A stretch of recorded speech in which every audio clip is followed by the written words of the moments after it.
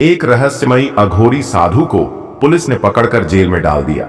फिर उस रहस्यमयी अघोरी साधु ने पुलिस के साथ जो चमत्कार किया, आपको भी देखना चलिए आपको दिखाते हैं भगवान भोलेनाथ का महाकुंभ में चमत्कार। प्रिय महाकाल भक्तों, अगर आप भी महादेव को सच्चे दिल से मानते हैं तो इस वीडियो को एक लाइक करके सब्सक्राइब करके कमेंट में हर हर महादेव जरूर लिखें। प्रिय दर्शकों, चलिए इस अद्भुत महाकुंभ की यात्रा पर, जहां महाकुंभ मेला, जहां लाखों लोग गंगा की पवित्र धारा में डुबकी लगाने आते हैं और जहां हर एक पल में श्रद्धा और आस्था की अनगिनत कथाएं जीवित होती हैं। लेकिन इस बार कुछ ऐसा हुआ जो किसी ने कभी नहीं सोचा था। एक साधु जो साधारण नहीं था, एक रहस्यमय चमत्कार के साथ हर किसी की आंखों के सामने आया। क्या वह सचमुच एक साधु था या फिर वह कोई ठग था जो अपनी माया से सबको बेवकूफ बना रहा था? पुलिस ने उसे पकड़ लिया, पर जितनी जल्दी उसे थाने लाया गया उतनी ही तेजी से घटनाएं घटीं जो समझ से बाहर थीं। एक गंगा के किनारे पर बैठा साधु जो एक पल में जल के ऊपर चलता हुआ दिखाई दिया, क्या वह भगवान शिव का रूप था या फिर यह कोई और रहस्य था जिसे जानने की कोशिश हर कोई कर रहा था? अब सवाल यह था, क्या यह चमत्कार सच था या फिर यह किसी बड़े षड्यंत्र का हिस्सा था? क्या इंस्पेक्टर संजीव त्रिपाठी और पुलिस के अधिकारियों की समझ से बाहर यह सब कुछ एक रहस्यमय शक्ति का खेल था? इस कहानी में हर कदम पर एक नया रहस्य खुलता है और अंत तक एक सवाल आपके मन में होगा, क्या सचमुच भगवान शिव का चमत्कार हुआ था या फिर यह सब एक अदृश्य माया का हिस्सा था? इस रहस्य को जानने के लिए इस वीडियो के साथ बने रहिए, क्योंकि इसका उत्तर अंत में आपको सिर्फ एक ही जगह मिलेगा, आपके दिल में। महाकुंभ मेला भारत के सबसे बड़े और सबसे महत्वपूर्ण धार्मिक आयोजनों में से एक है। हर 12 साल में एक बार हजारों साधु, संत, श्रद्धालु और पर्यटक इस आयोजन में भाग लेने के लिए प्रयागराज कुंभ क्षेत्र में आते हैं। गंगा, यमुना और सरस्वती के संगम पर श्रद्धालु पवित्र स्नान करते हैं ताकि वे अपने पापों से मुक्त हो सकें और आत्मिक शांति पा सकें। यह मेला केवल एक धार्मिक आयोजन नहीं है, बल्कि यह एक ऐसा अवसर है जब लोग अपने जीवन की सभी परेशानियों और दुखों को भगवान के सामने रखकर पवित्रता प्राप्त करने की कोशिश करते हैं।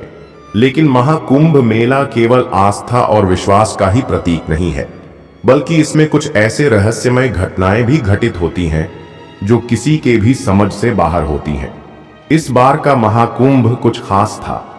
एक ऐसी घटना घटने वाली थी जो इस पूरे धार्मिक आयोजन को ही हिलाकर रख देने वाली थी। प्रयागराज का महाकुंभ मेला जैसे जैसे अपनी चरम सीमा पर पहुंचता, पुलिस और प्रशासन का काम भी और अधिक चुनौतीपूर्ण हो जाता। हर वर्ष महाकुंभ में नकली साधुओं का प्रवेश होता है जो साधु के भेष में श्रद्धालुओं को ठगते हैं। इन नकली साधुओं का उद्देश्य केवल श्रद्धालुओं से पैसे वसूलना होता है, इसलिए पुलिस हमेशा इस तरह के लोगों पर नजर रखती है। इंस्पेक्टर संजीव त्रिपाठी इस समय मेला क्षेत्र में पुलिस का नेतृत्व कर रहे थे। उन्होंने अधिकारियों को पहले ही हिदायत दी थी कि वे किसी भी संदिग्ध साधु को नजरअंदाज न करें। इस बार हमें किसी भी ठग को बख्शना नहीं है, उन्होंने अपनी टीम से कहा था। जैसे ही गश्त के दौरान पुलिस को कुछ संदिग्ध साधु दिखे जिन्होंने अपना भेष बदलकर मेला क्षेत्र में घुसने की कोशिश की थी, इंस्पेक्टर संजीव ने तुरंत कार्रवाई शुरू कर दी। एक दिन पुलिस को खबर मिली कि घाट पर एक अकेला साधु बैठा है। वह साधु बाकी साधुओं की तरह किसी अखाड़े में नहीं था, बल्कि वह अकेला गंगा के किनारे पर ध्यान लगाकर बैठा था। उसकी आंखों में एक रहस्यमय सी चमक थी और शरीर पर लगी भस्म के बावजूद वह सामान्य साधु की तरह दिखाई नहीं दे रहा था। उसकी उपस्थिति में कुछ खास था। इंस्पेक्टर संजीव ने अपने सिपाही को आदेश दिया, हम उस साधु को पकड़ें और उसकी पहचान जांचें। साधु को देखकर यह साफ था कि वह कोई सामान्य व्यक्ति नहीं था। उसकी आंखों में न एक मानव की तरह का भय था, न ही उसकी स्थिति में कोई घबराहट थी। वह शांति से गंगा किनारे बैठा था, जैसे वह किसी गहरे ध्यान में था। पुलिस ने उसे घेर लिया और उससे पूछताछ शुरू की। तुम कौन हो? इंस्पेक्टर ने कठोर स्वर में पूछा। साधु ने एक पल के लिए अपनी आंखें खोली, लेकिन उसने कुछ नहीं कहा। उसकी आंखें अब भी शांत थीं, जैसे किसी गहरे ध्यान में खोया हुआ हो। वह एक शब्द भी नहीं बोला। इंस्पेक्टर संजीव को अब पक्का यकीन हो गया कि यह साधु केवल साधु नहीं, बल्कि एक ठग हो सकता है। उन्होंने तुरंत आदेश दिया, इसे थाने ले चलो। साधु को थाने लाया गया, लेकिन वह फिर भी चुपचाप बैठा रहा। उसकी स्थिति में कोई बदलाव नहीं आया। वह बिल्कुल शांत था, जैसे उसने किसी बाहरी दुनिया को पूरी तरह से नकार दिया हो। इंस्पेक्टर संजीव ने फिर से उससे पूछा, तुम्हारा नाम क्या है? नाग साधु ने जवाब दिया, मेरा नाम शून्य है। इंस्पेक्टर को यह जवाब सुनकर चौंकने में देर नहीं लगी। शून्य? उन्होंने सोचा, यह नाम असामान्य था। तभी एक बुजुर्ग पुजारी थाने में आए और उन्होंने इंस्पेक्टर से कहा, इंस्पेक्टर साहब, अगर आप इसे परखना चाहते हैं तो गंगा जल का प्रयोग करें।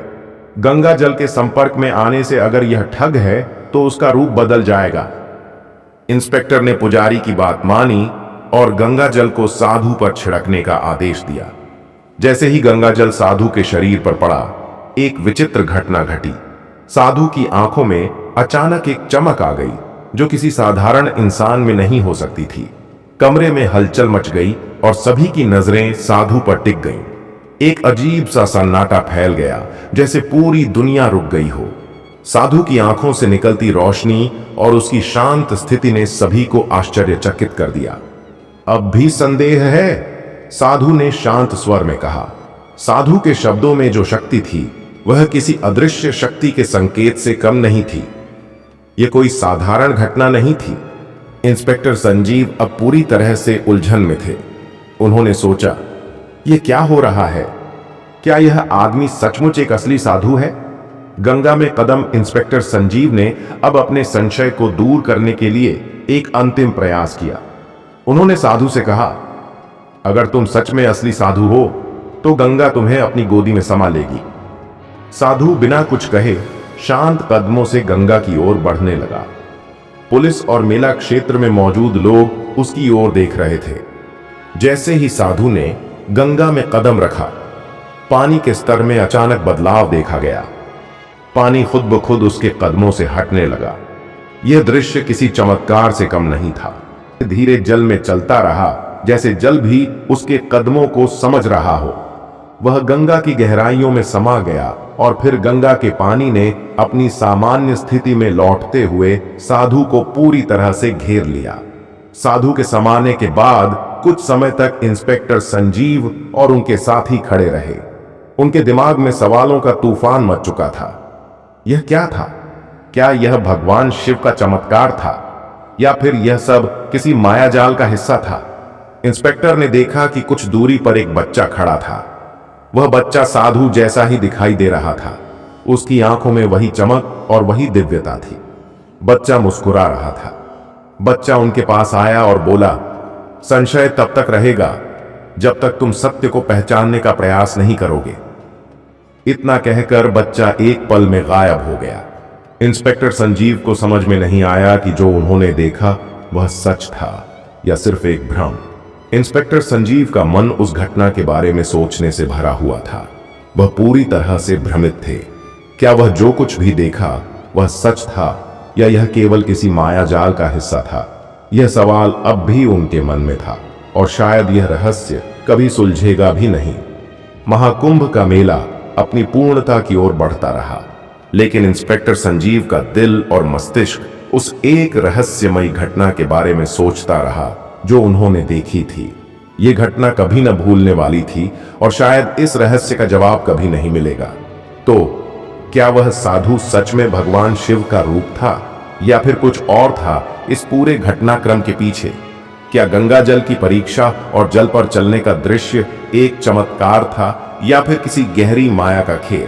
जैसे जैसे घटनाएं खुलती गईं और रहस्य और संशय का दायरा बढ़ता गया, इंस्पेक्टर संजीव त्रिपाठी की सोच भी उलझती चली गई। क्या वह जो देखा वह सच था या यह सब किसी और का खेल था? आज भी वह सवाल अनसुलझा है और शायद कभी नहीं सुलझेगा।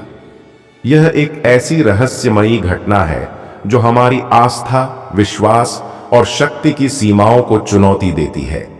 क्या आपने उस साधु का चमत्कार महसूस किया?